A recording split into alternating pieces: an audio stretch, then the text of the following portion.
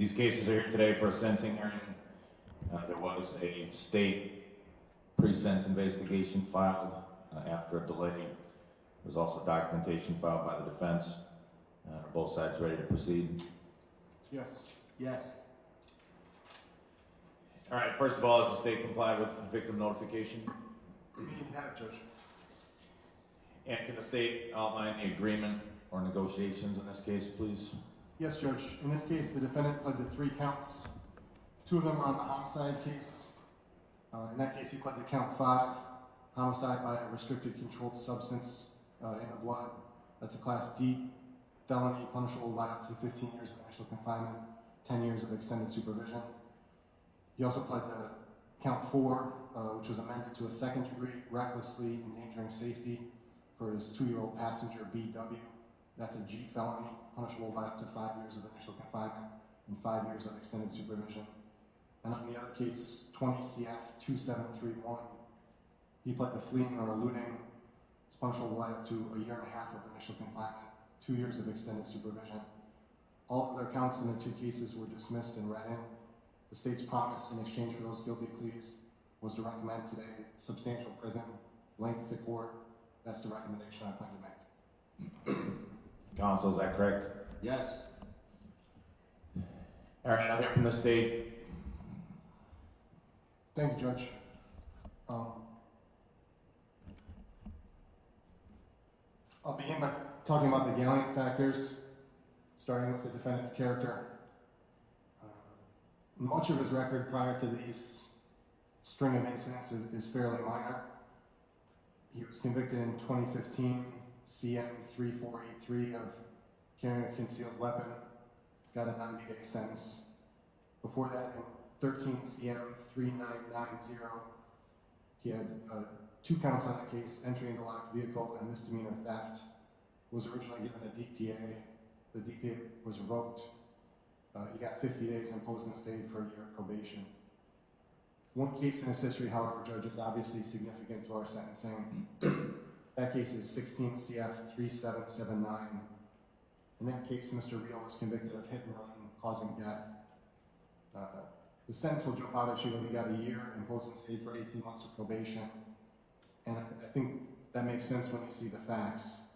In that case, according to the criminal complaint, there was a crash at 27th and Wells between a red Honda and a white Infiniti. Whole cameras showed that the red Honda had blown a red light. The Infiniti had a green light and struck the Honda in the intersection. The Honda driver had meth in his system and was convicted of OWI causing death.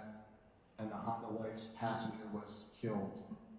Judge Wagner gave that driver 24 years of initial confinement and 36 years of extended supervision. The defendant was driving that other car, the Infiniti that had the green light. He told police he had borrowed it to go pick up his sister. After the crash, he ran from the scene, according to him, to tell the car owner about the crash before he was arrested. He then returned to the scene and told the police about the accident. As a result of all that, he was convicted of the hit and run and got the probationary sentence. On the one hand, Judge, the state views that as about as mitigated of a hit and run fact pattern as I can imagine. So I'm asking for what weight you do put on that, you take the facts into account. But on the other hand, Judge, it's about as severe of a wake-up call as someone could get. You're involved in a car accident that caused someone's death, you're criminally charged in it, you receive a light sentence that's probably warranted on the facts, but all that should teach you about the importance of staying on scene, it should teach you about the importance of driving carefully, and it doesn't seem like this defendant got either message from that case. In our case, Judge, there's 2 incidents. The first is 20 CF 2731, where he's pled to the eluding charge.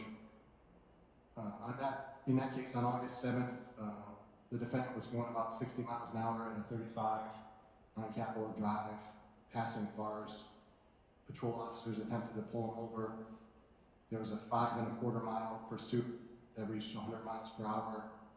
Officers reported 5 different red lights blown.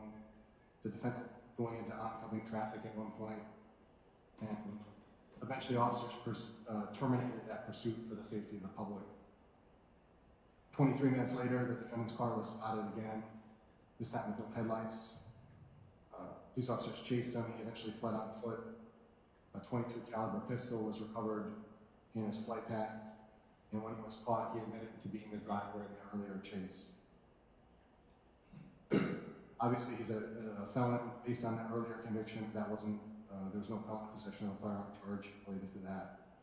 He was charged with second-degree recklessly endangering safety, which has been read in here, as well as the eluding charge, which he's pled to. Those charges were pending before Judge Yamahiro. He was released on $3,000 cash bail. His conditions of release included no driving. He was revoked, I believe, at the time of that offense as well.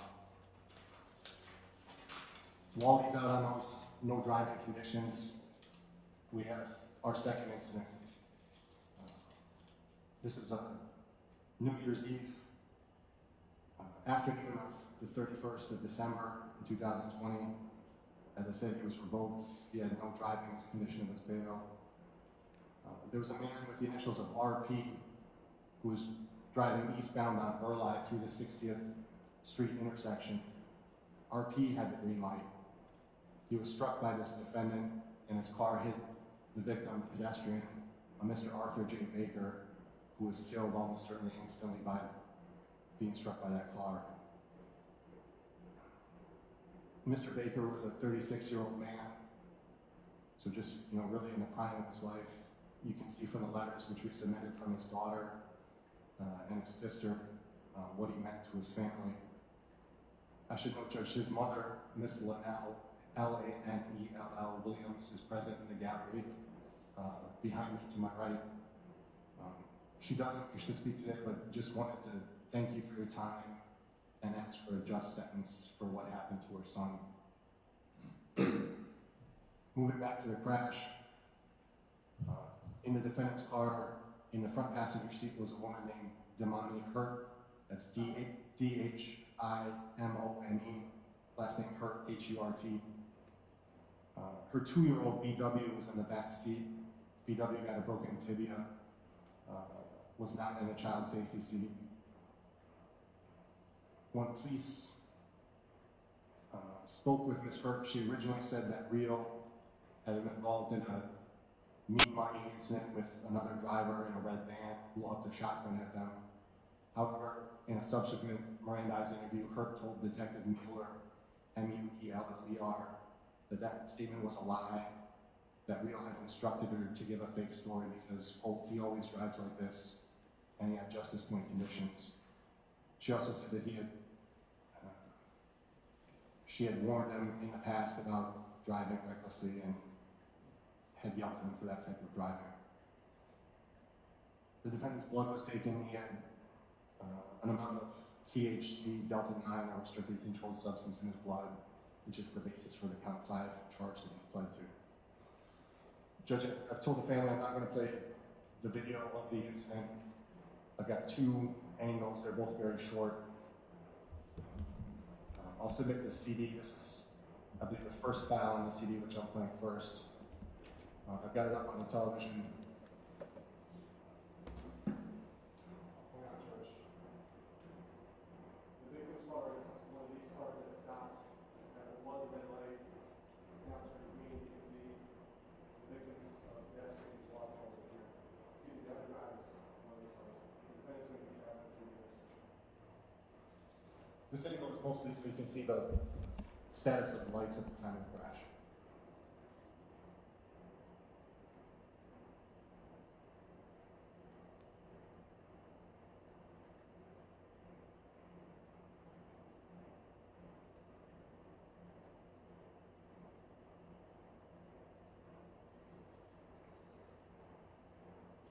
Got one other angle.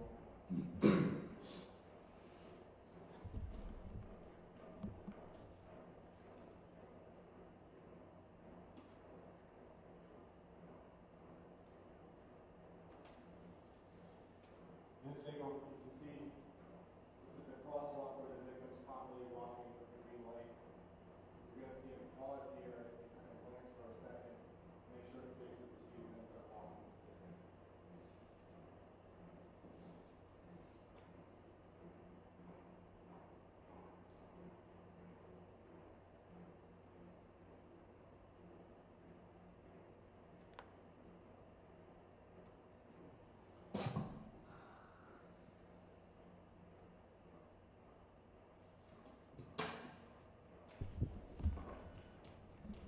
Judge, the crash reconstruction officers from the Milwaukee Police Department believed the defendant's speed was somewhere between 60 and 80 miles per hour as he approached that red light.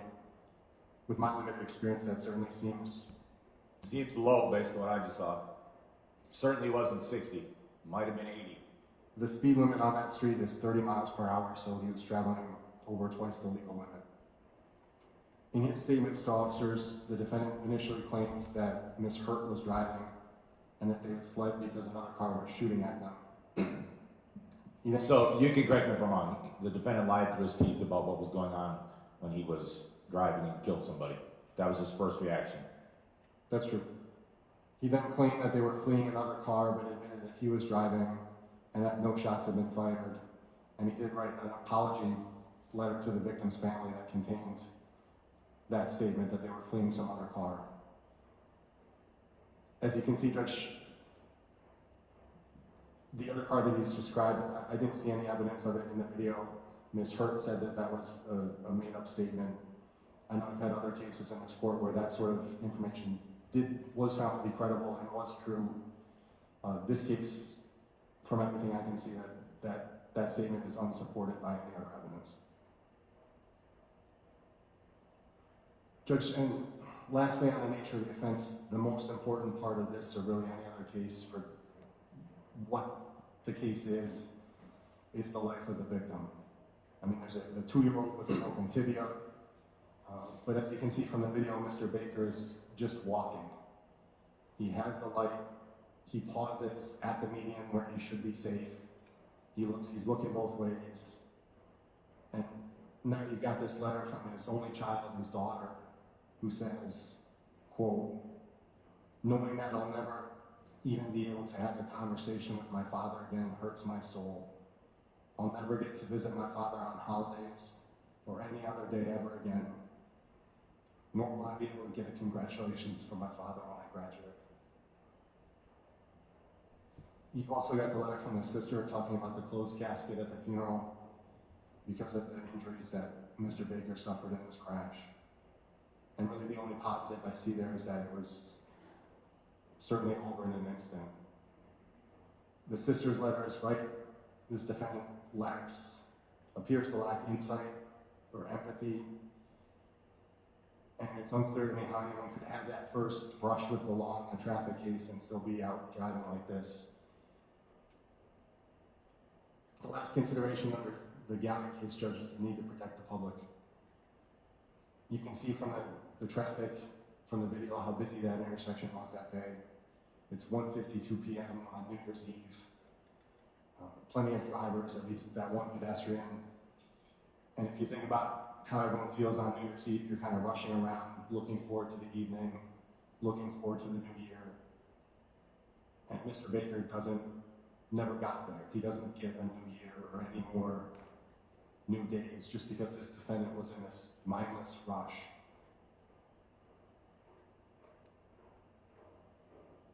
And looking at that video, I think about Mr. Baker, but I also think about all those other drivers, not just the one that he hit, but if you're traveling at that speed through that busy of an intersection, someone's going to get hit. And it's not just that he happened to hit a car and that hit Mr. Baker, it's that he was endangering everyone at the intersection, and it was going to almost certainly end badly for someone. And the public needs to be protected from driving like this. Judge,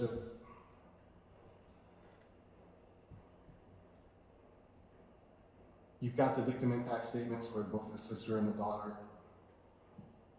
asking for I believe they both asked for the maximum sentence. The state's recommendation today is simply for substantial prison. I think substantial prison is necessary to protect the public going forward in this case. I'm asking you to follow that recommendation. Thank you. Counsel? Thank you, Judge. First and foremost, I'd like to offer my condolences to Mr. Baker's family. I know his mother is present in court today.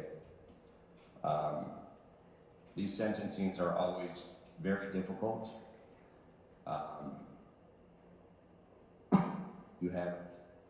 many lives that have been destroyed as a result of this case. And ultimately, Your Honor is tasked with trying to bring justice in the true sense of justice. Anytime a life is taken, it's tragic. This was a horrific accident. And that's where we find ourselves today. Mr. Real is 25 years old, and I think the PSI, as well as what I provided to the court, describe a life that has never really been on track to be part of normal everyday life that most of us experience. Mr. Real's life started being born premature to a 14-year-old mom who was using drugs and alcohol at the time. He suffered physical abuse. He witnessed horrific trauma as a child. And so that's where he started. That's where his life began, was somebody that was gonna have a real hard time getting a chance to be successful.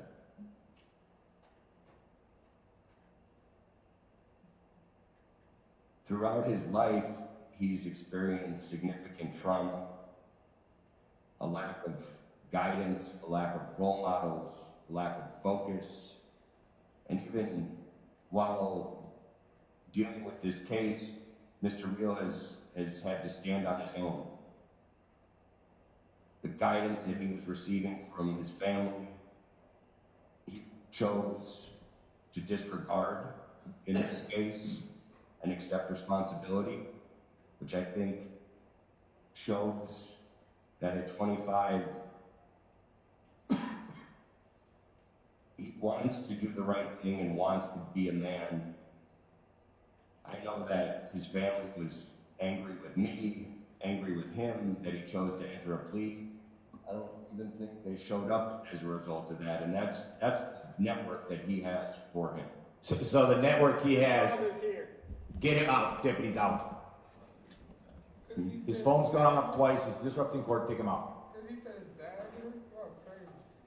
Oh, they already knew what y'all been on. That was a sick old little city. That was crazy.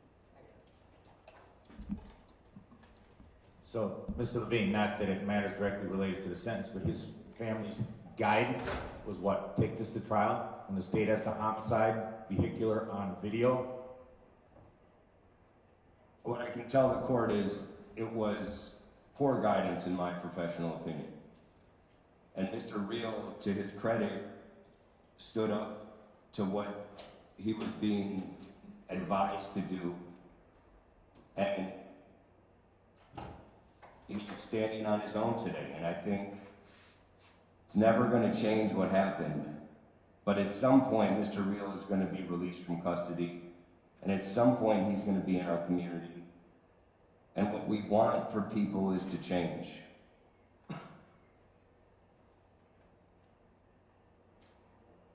And in terms of that, what I was talking about related to his support network, if I would even call it that, while struggling in school at a young age, rather than encouraging him to stay in school, get educated, he was advised to leave now. He left after the 9th grade.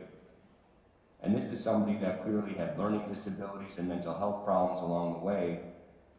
And rather than getting him the support and the treatment that he needed, they just put him out on the street to fend for himself.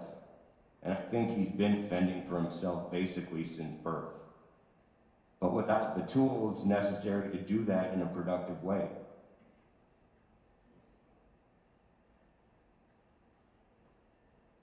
I don't know what the right answer is, because certainly this is a horrific accident.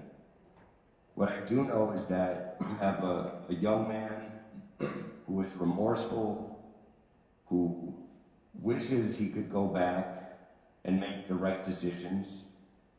He certainly didn't wake up that morning with the intention of ending Mr. Baker's life. The day started with going to get presents for his girlfriend's daughter. That was where they were headed that day. Now, I understand the court may choose to dispel what Mr. Real believed was going on that day, and whether or not that was reality or in his imagination. That's what he told police. That's what he has indicated, that this started off with a road rage incident that culminated in him recklessly driving. He has a history of poor driving and reckless driving, and that's something that this case is hopefully going to prevent in the future, and that he loses his license for 5 years. Fleeting case, he loses his license. And really, he's not somebody that can be trusted right now behind the wheel of a car. And I know that the 2016 case jumps off the page to the court, but here again, Mr. Real is in a situation where he's got this history that's going to follow him around forever. And so coming before the court now, I understand it's hard to process. But I do believe that Mr. Real is empathetic, despite what has been alluded to. I know that he suffers from nightmares and traumas from this incident, and I'm not saying that isn't something that should come with it, but it's something that he's dealing with on a daily basis. He has periods of lucidity and other periods where he's kind of zoned out of it, and I don't know if that's related to his medication, his mental health, but what I can tell the court is throughout his life, he's really had very little treatment of any kind. So you've got somebody who's very uneducated, who has significant mental health issues, has learning disabilities, and that's where he sits right now at 25 years old. To his credit, he has been able to maintain a job. He had his own apartment that he was paying for, and he was moving in the right direction. Unfortunately, he chose to drive again, and that was an intentional choice that day. He chose to speed that day. That was an intentional choice that day. But I certainly believe that he did not intend at any point to hurt anyone. And whether he recognized the seriousness of his conduct that day, he certainly didn't appreciate the seriousness of it that day. But as we sit here today, I know from speaking with Mr. Real over the last year that if he could do anything to make things right, that's what he would do. And he's indicated that he wants to honor Mr. Baker's life by never being in this position again. But beyond just not being in this position again, he wants to get educated. He wants to try and make a positive impact on the community. But this is somebody that needs help getting there. He knows he's going to be in prison for a period of time based on the nature of the charges, at least as it pertains to the homicide count. He's not eligible to get some of the programming that would benefit him, like a boot camp situation that would give him some discipline, teach him some basic skills. And so he's going to be sitting, and the question is while he's sitting, how is he going to use his time? How is he going to honor Mr. Baker's life? And that remains to be seen. Talk is cheap until you actually do something.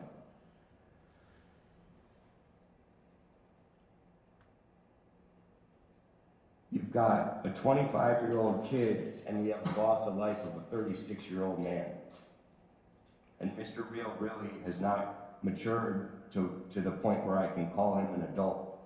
On paper, he's an adult, but he certainly has a long way to go, and again,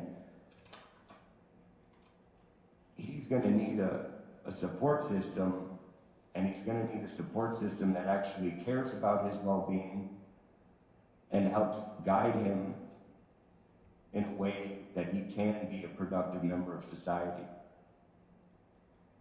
And that's what ultimately his sentence should try to accomplish, is to provide those tools for when he's released, that we know that he's going to not be a danger to the community, that he's going to take care of his responsibilities and not continue to be a burden on society.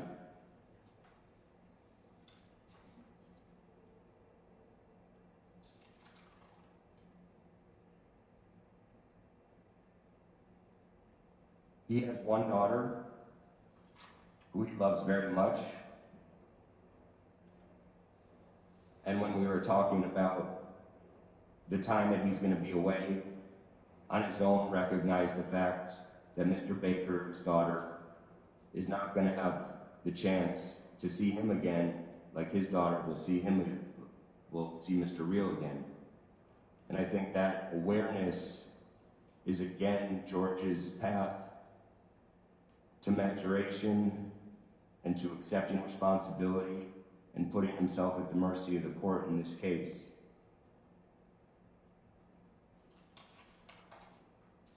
I don't know the guy that was driving that car that day. When I meet with Mr. Real, he's docile, he's polite, he's attentive, he's interested in his case and the outcome. But I think he struggles, and that's where he needs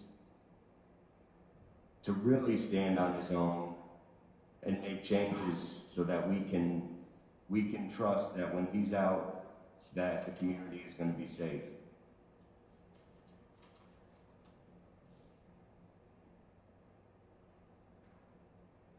He has interests.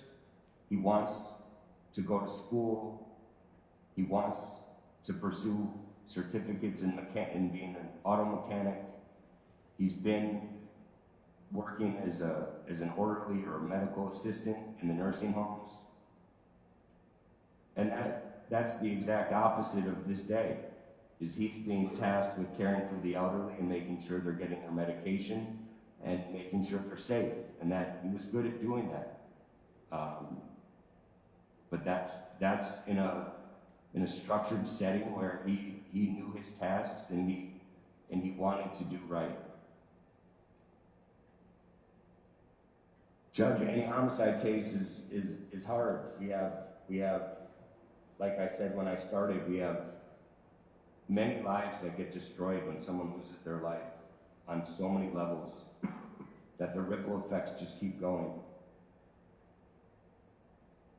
I'm asking the court to consider a sentence that does a couple things. Number one, that Mr. Real gets the confinement time that is necessary to send a message to the community that this behavior will not be tolerated, and to punish Mr. Real for his conduct in these crimes. I'm asking the court to consider quite a bit of extended supervision, because I think having that umbrella over his head will ensure that he follows the right path, that he follows the rules, that he follows the law, and that the potential to go back to prison at some point is enough to keep him on that path. Because he, like I said, is going to be alone at this and needs that structure. He's not eligible, as I indicated, for programming based on the 940 offense. And so I think the court could structure the sentence in a way that he serves his time on that case up front, but then may get the opportunity on the other cases or on the other counts to get some of that discipline and programming and substance abuse treatment that he so desperately needs. Because what the PSI didn't say is related to his substance use, which clearly he has marijuana in his system, which formed the factual basis of this plea. He had been drinking to try and cope with daily life. And so I think there are substance abuse issues that need to be addressed. He's managed, while in custody, obviously, to remain sober, and he appreciates the fact that he's able to do that. But again, while in custody is a different thing than on the street, so getting those tools will help him when he gets released. Judge, I'm asking you to consider 8 to 9 years of initial confinement, followed by 8 to 9 years of extended supervision. It's a 16 to 18-year prison sentence. I think that is sufficient for the crime that's been committed. No amount of time is ever going to bring back Mr. Baker. And hopefully, Mr. Real can do what he's saying by making something of his life and being a dad and doing right, and so that Mr. Baker's life wasn't lost in vain. Maybe his life can save another life at the end of the day. And that's how Mr. Real would honor his life by doing that. That's all I have, Judge. Thank you.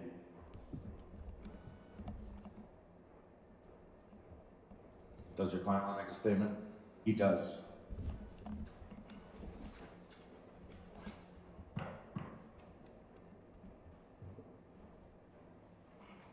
Good morning, Your Honor. I want to start off by apologizing to the family of Mr. Baker. I am sorry and would do anything to go back in time and change things. I never meant for anybody to get hurt or killed. I don't want anyone to feel sorry or have sympathy for me. I just want people to understand what happened that day. I understand I should have not been driving at the time, and I take full responsibility of that. Me and my family were victims of a road rage incident. The only thing that was on my mind was getting me and my family out of harm's way. Okay. The only thing that was on my mind was getting me and my family out of harm's way. I never meant to harm or hurt anyone. This incident lives with me every day, and I will never be able to escape it. I want to use this time to become a better person, a more responsible person, and make something of myself to honor Mr. Baker's life. I also want to use this time to be productive and better my education and myself. I am not a bad or reckless person, and I want people to know that. I am asking that the family of Mr. Baker can find it in their hearts to forgive me. That would really mean a lot to me. Thank you.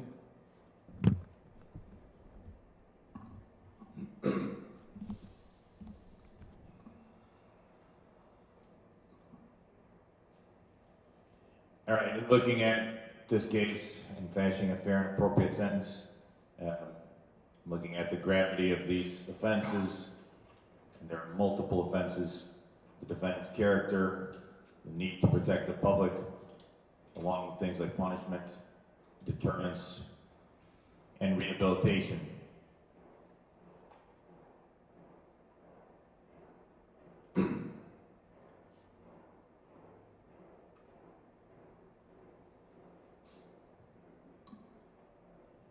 Mr. Rio, you are the poster child for two of the biggest problems we have in the city of Milwaukee and Milwaukee County.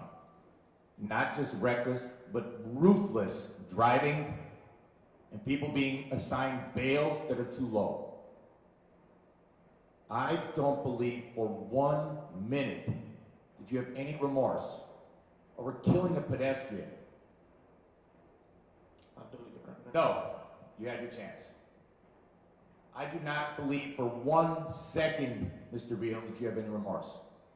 The PSI, the state pre-sentence investigation, noted on multiple occasions that they would ask you a question and you'd say, was the judge going to see this? Was the judge going to read it? Is the judge going to see it? And then you would answer accordingly. Mr. Rio, you're a menace to society. You're a menace to Milwaukee County, and you deserve a lengthy prison sentence. Deputy, take that gentleman out of the courtroom as he now just pulled his cell phone out. I presume to record. Take him out of the building. Check the time. George, I know you I know you ain't do that shit. They seen what Carl was on top of that nigga. I'm taking it. I'm taking it.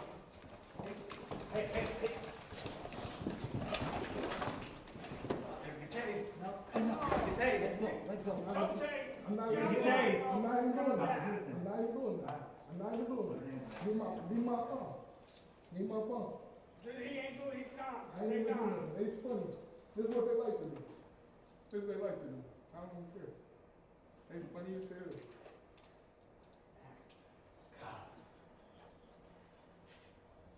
Let go, Abraham. Let go. Let go. Calm, Relax. They pissing me off, man. relax, man. You be all right. Man.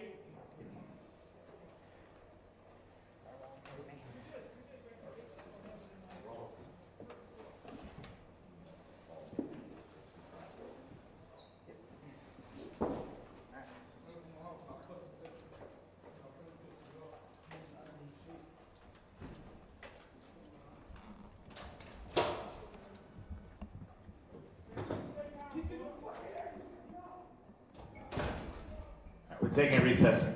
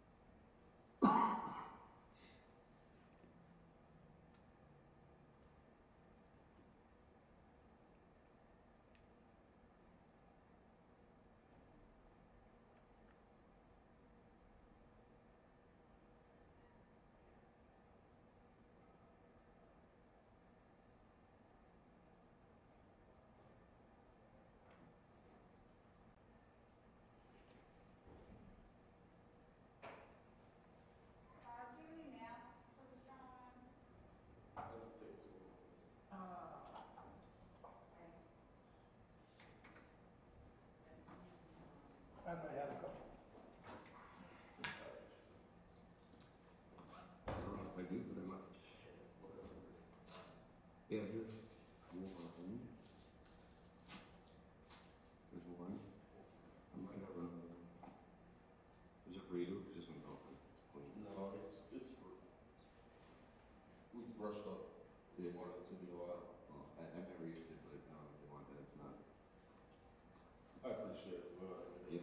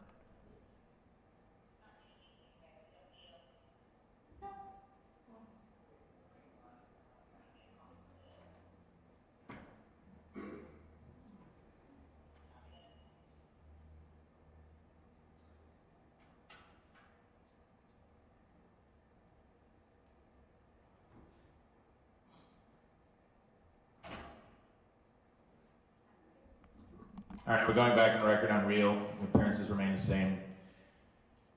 We took a break of about 10 or 15 minutes. There was a disruption in the courtroom. He was making an obvious a friend or associate of the defendant took it upon himself to first take out his phone and, it was my belief, potentially record or take photographs. When he was about to be removed, he reacted extremely violently and was removed by the bailiffs.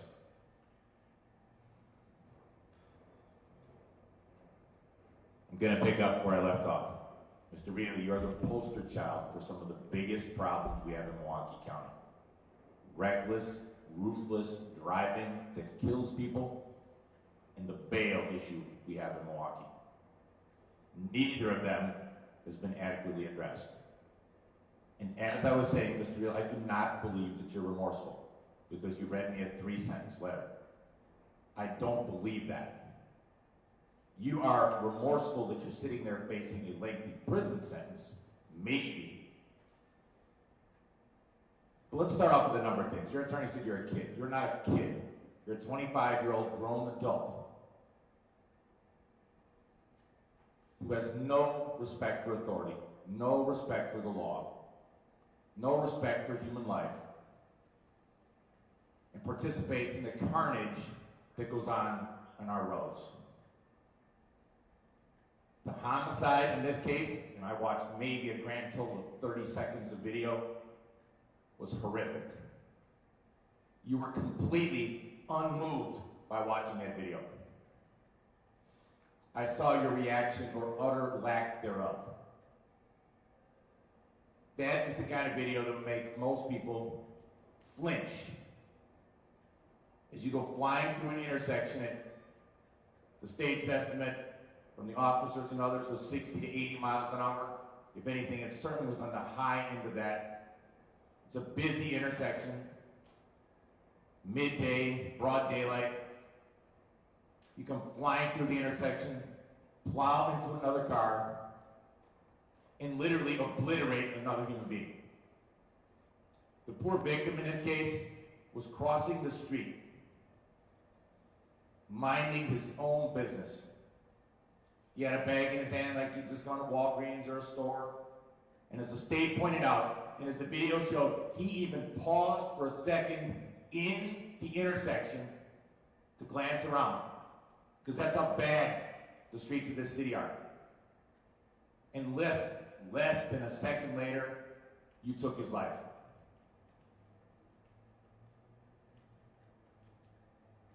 The victim, Mr. Baker's sister, that writes, well, they had to have a closed casket. I'm not surprised. Your apology to the victim's mother who sits here was half-hearted at best.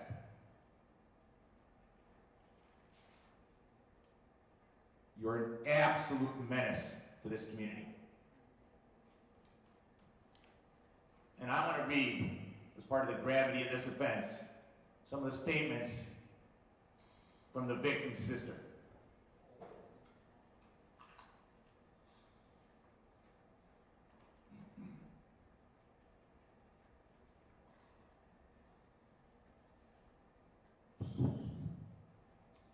The victim, Mr. Baker, would have been 38 years old in just a couple of months. He was 36 when he was killed.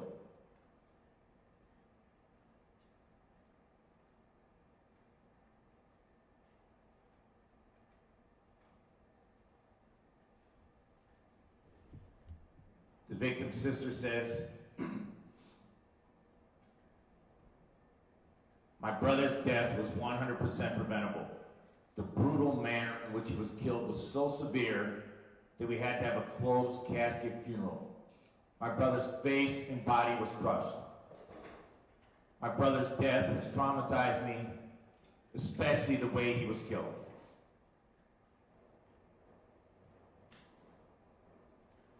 She points out, or she believes at least, Mr. Reel didn't learn anything from the first murder and was out on bond for driving recklessly and while out on bond killed my brother driving recklessly. And she's asking me to give you the absolute maximum sentence.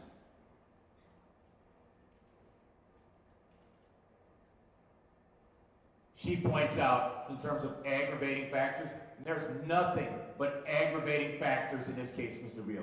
Again, you're an absolute menace.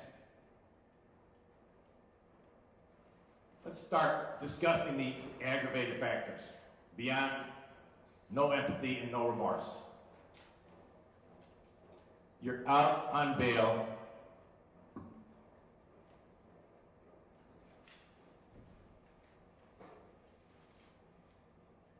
On case 20 CF 2731, which was a driving case to which you pled guilty to fleeing and eluding an officer. You did not care one iota about breaking the law. You did not care one iota about the court order. You did not care at all about the people in this community, the citizens in this community, and the people that have a right to walk down the street and not be killed.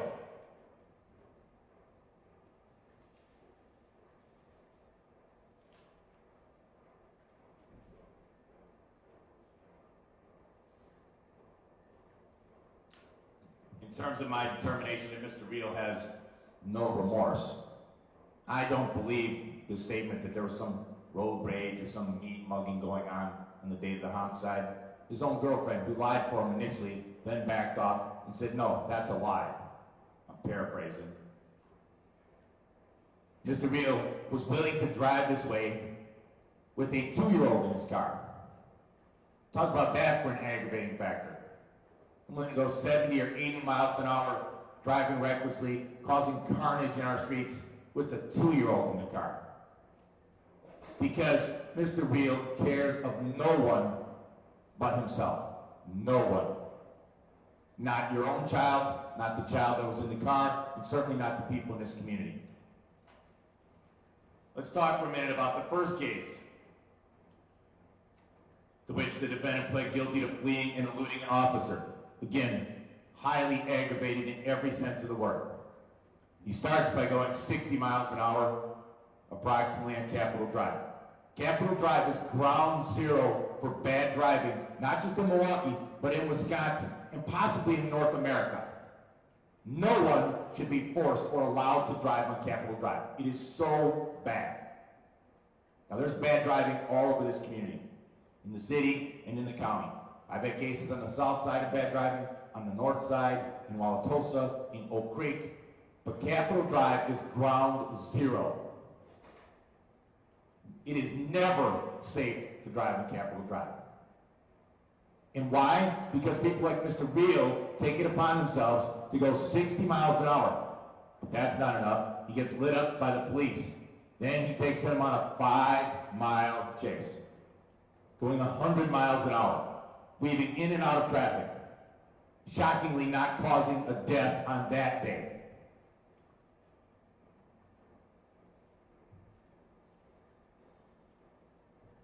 All aggravated factors.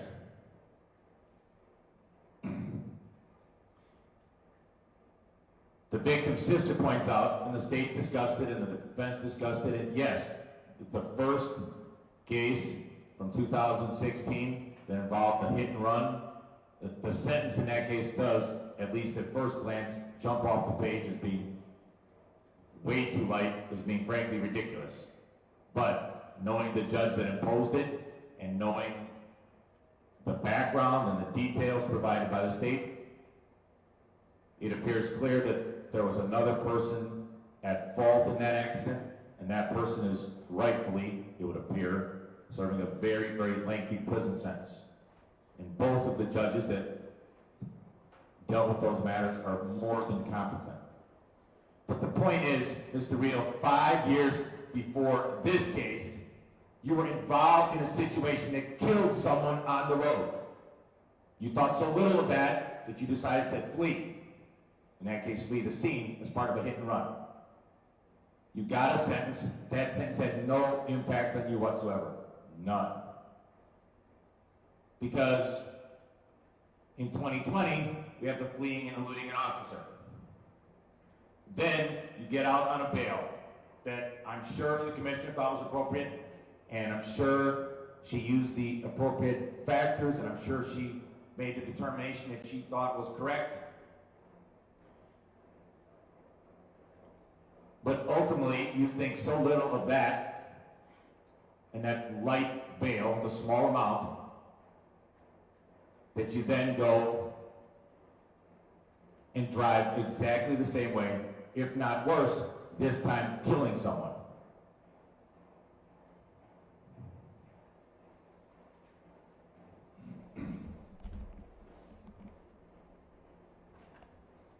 The victim's sister makes some other comments that are very salient and to the point.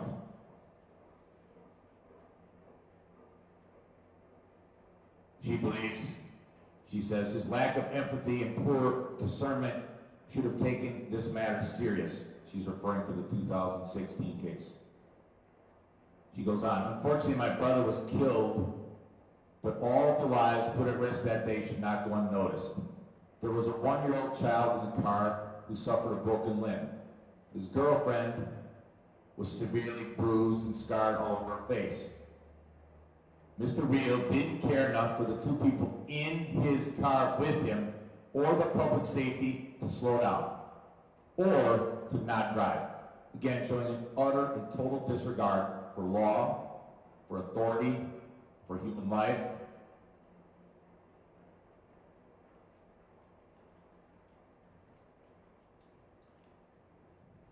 This defendant and the victim both have young children, or a young child. But as the victim's sister points out, her brother, who's killed at the age of 36 in an instant, will never see his child again. Mr. Rio, while he's serving his prison sentence, can see his child. Though candidly, there is nothing other than bad examples set by Mr. Real. And I'm not making this part of an order, but I would hope Mr. Real's child does not see him.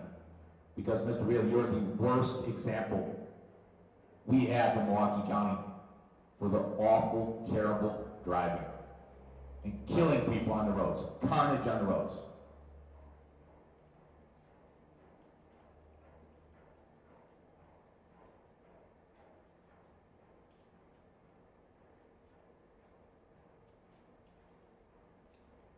Looking at some other factors, yes, the defendant was, he certainly did not have the best upbringing. His mother was too young when she gave birth to him. The defendant was not raised well. That is obvious. His parents on both sides were failures, either from not trying or not caring, or maybe some other reasons. But Mr. Real was not raised well. That's certain. And that's unfortunate.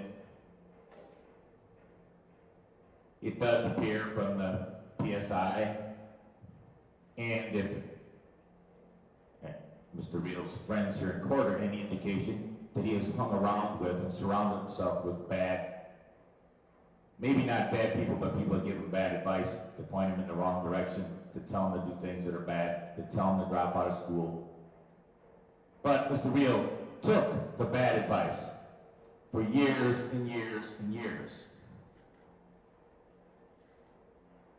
Again, just to be clear, I've read every single thing that's submitted, the state PSI, the defense submission, the letters.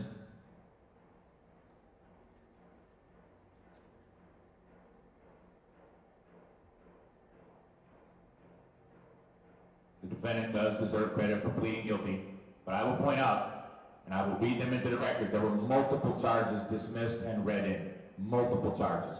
The defendant was facing far, far more in prison time under the original allegations on these 2 cases. And that consideration has already been granted to the defendant by the state.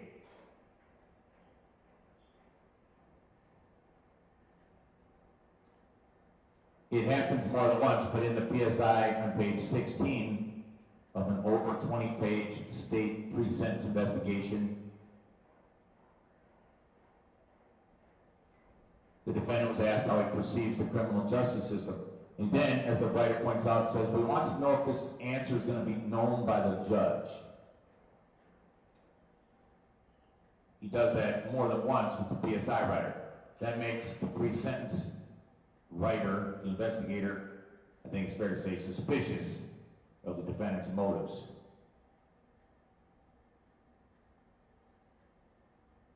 I give the compass very, very little, or I should say limited weight. But that tool indicates that the defendant's risk for violent recidivism is a 9 or a 9.5 on a scale of 1 to 10. And his recidivism risk overall is an 8 or an 8.5 on a scale of 1 to 10. I disagree with that. If Mr. Real was released anytime in the near future, his risk of recidivism is a 100% guarantee that he'd be back on the roads recidivating and driving badly and driving recklessly. And again, it's in some ways slang, it's not a legal term, but this is ruthless driving. This is utter disregard for human life. Not caring about another person in your car. Not caring about a 2-year-old in your car. You're willing to go 75, 80 miles an hour, not caring about people in your own life, let alone Mr. Baker, who's walking down the street, minding his own business. And his life was taken in an instant. So he doesn't get to see his child. He doesn't get to have a 40th birthday party or a 50th birthday party. Or see his mother, or see his family. I'm sure he had plans for later that day. And I doubt, this is sad, but I doubt that he told his child, I love you, in the sense that he would think, God forbid, I'm going to be killed in the middle of the day, broad daylight. Because Mr. Real is behaving in a despicable fashion on the roads. And yes, the defense pointed out, Mr. Real has said more than once, well, he didn't intend to kill Mr. Baker. Well, no. But Mr. Real, your driving is the equivalent of spraying a gun into a crowd and saying, well, I didn't intend to kill anybody. Your driving was utterly reckless, ruthless, dangerous. It was certain to kill someone at some point. And the sentence you received in 2016 is what it is. You're not being sentenced for that case. You're being sentenced for what you did in these cases. But the victim points out, I think the state alluded to it, and I certainly believe the fact that that 2016 case did not affect you at all. It did not change your behavior for the better. It did not make you care one iota about the rules of the road. Not at all.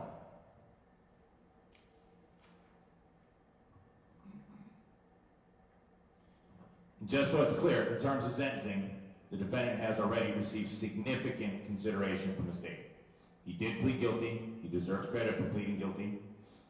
But on the 21 CF 032 case, count 1, which was a second-degree reckless homicide, was dismissed and read in. Count 2, knowingly operating while revoked, was dismissed and read in. The felony bail jumping was dismissed and read in. And the causing injury while operating with a controlled substance in his blood or on his person was also dismissed and read in.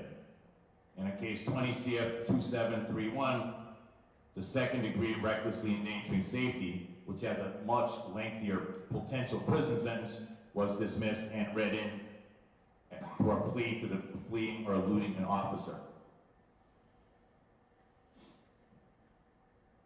I've discussed it at length now, but I want to make it very clear. Mr. Real is an extreme danger to the community. He's an extreme danger. In fact, I think he's a certainty to reoffend.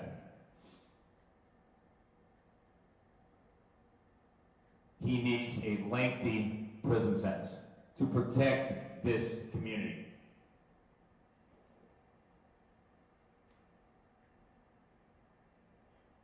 Mr. Real needs to be taken out of the community for lengthy rehabilitation.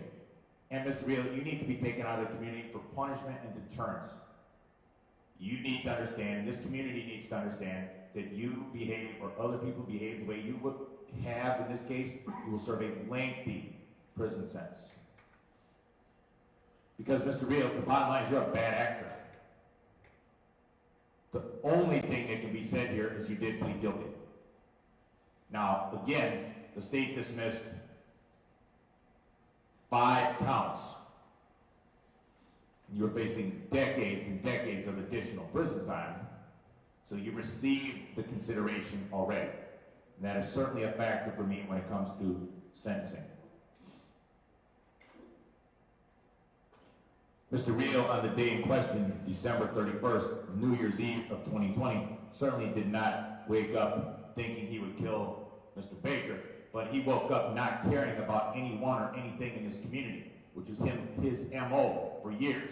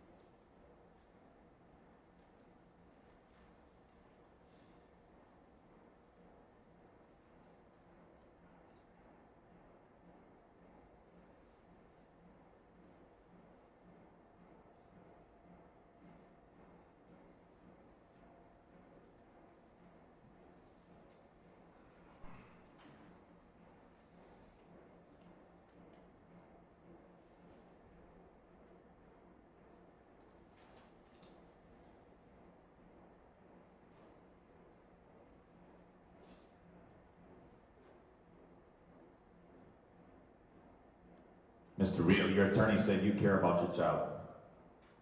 Maybe you do, maybe you don't. But I will tell you this, any semi-responsible adult, any adult with a smidge of humanity would not drive the way you did with a child in the car. That child then suffered a broken tibia and ended up in Children's Hospital. And a decent human being, let alone someone who's a father himself, would never let a small child be in a car without a car seat. Never. But you are willing to drive and operate the vehicle in a reckless, ruthless, awful, dangerous fashion to kill a completely innocent victim and put a 2-year-old in Children's Hospital. Fortunately, and by the grace of God, the 2-year-old was not killed either, or as well.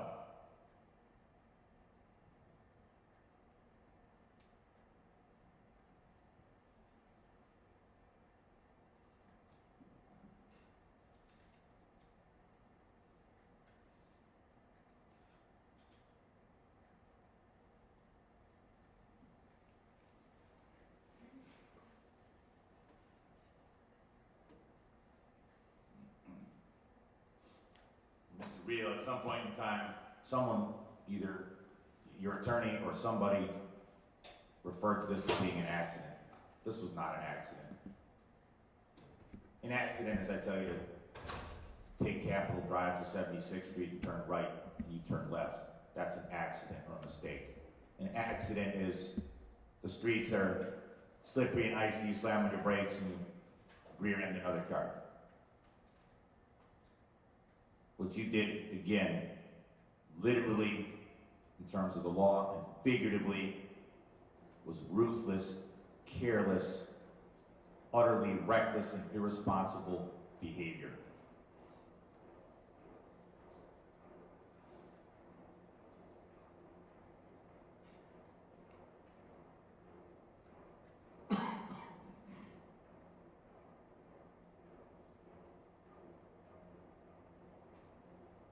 The need to protect the public is extreme in this case. The need for punishment is extreme. This sentence focuses on protecting the public, punishing the defendant, specific deterrence, and general deterrence.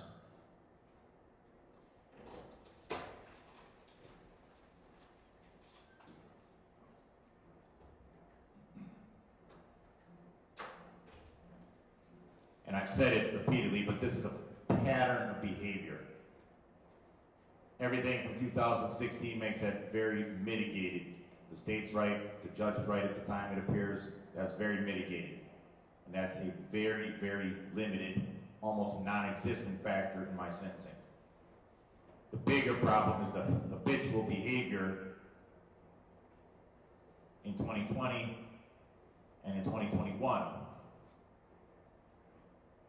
The repeated driving, the repeated speeding, the repeated being a menace on the roads. So Mr. Real needs a lengthy prison sentence to protect this community. And he needs a lengthy prison sentence to be punished. And as defense counsel pointed out, yes, even if I give Mr. Real the maximum sentence, he'll be out of prison when he's in his 40s. He'll have 30 plus years of life expectancy. The victim's life expectancy doesn't exist anymore.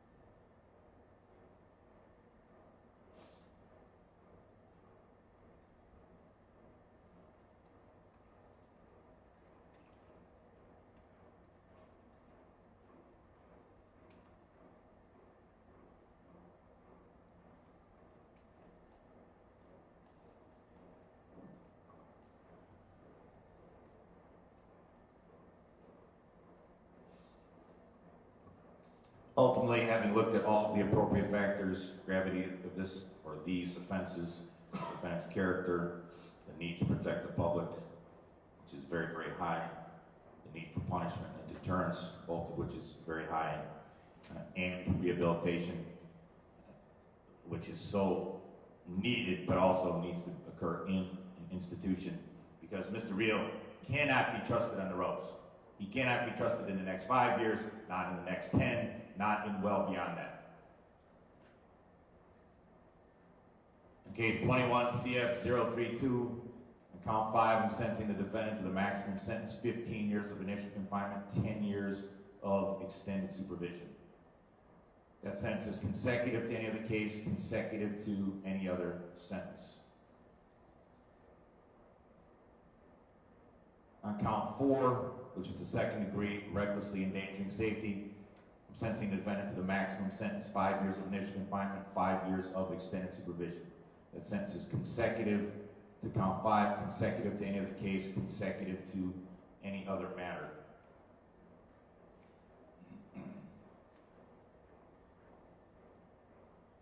Keep in mind that these sentences are being done at the same time, obviously, so I'm considering them at the same time. And it's my intention that the defendant serves a specific amount of punishment, a specific amount of time in prison that I've determined is appropriate under all the relevant sentencing factors. On case, in the sentence I just imposed, clearly, but it's on 21 CF 032, that's the count 5 and count 4. In case 20 CF 2731, which is the fleeing and eluding, I'm imposing a sentence of 1 year of initial confinement, 2 years of extended supervision, but I'm running that sentence concurrent to his sentence on his other case, concurrent to the case 21 CF 032. That means it's my specific intent that the defendant serves 20 years of upfront time, which is the absolute minimum necessary to protect his community, and 15 years on extended supervision. The defendant is not eligible for the challenge incarceration program. He's not eligible for the substance abuse program pursuant to statute, and even if he were pursuant to statute, he's certainly not eligible for either of them under this court's determination and order. The defendant will be given a written explanation of the determinant sentences in both of these cases. The terms of extended supervision are as follows. First of all, for the first 5 years of extended supervision, the defendant is not allowed to drive a vehicle. Whether he's licensed or not, he is not allowed under the terms of extended supervision to drive a vehicle for the first 5 years. That will put Mr. Real at approximately age 50. Maybe, and I emphasize maybe, at that point in time, he could be trusted behind the wheel of a car. I'm not sure, but maybe. Further conditions, the defendant is to seek and maintain full-time employment. If he's not employed, he's to be in an educational program full-time. He's to pay costs, fees, and surcharges.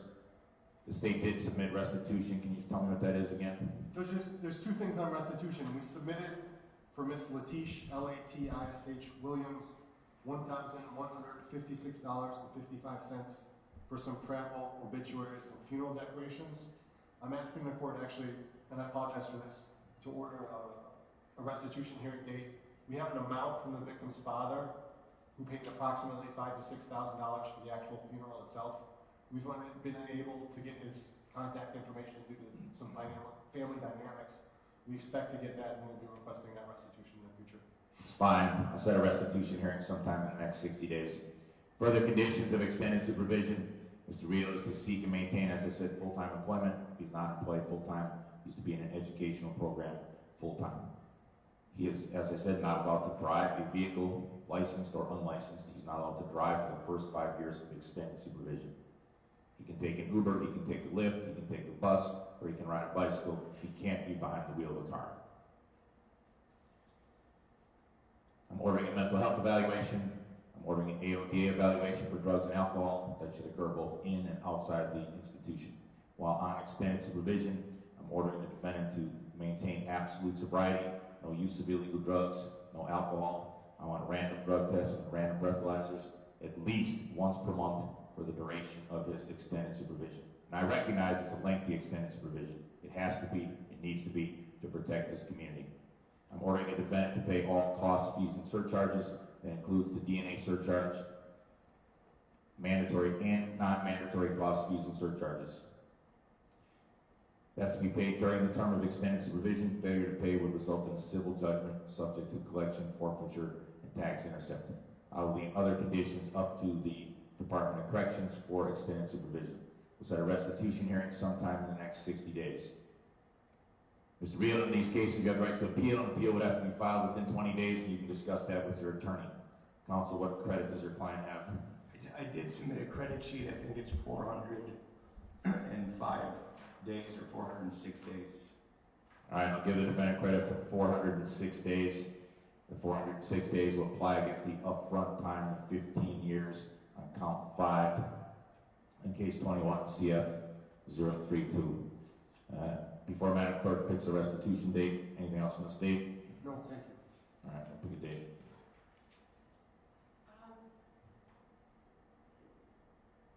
How about 10 a.m. April 7th?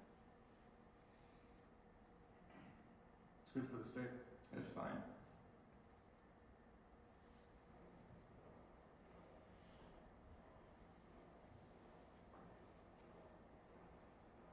Next court date, April 7th, 10 a.m. for restitution hearing. Judge, will he be by Zoom or produced? It's up to the defense. Do you want it produced or do you want it by video? By video. That's fine. It can be by video.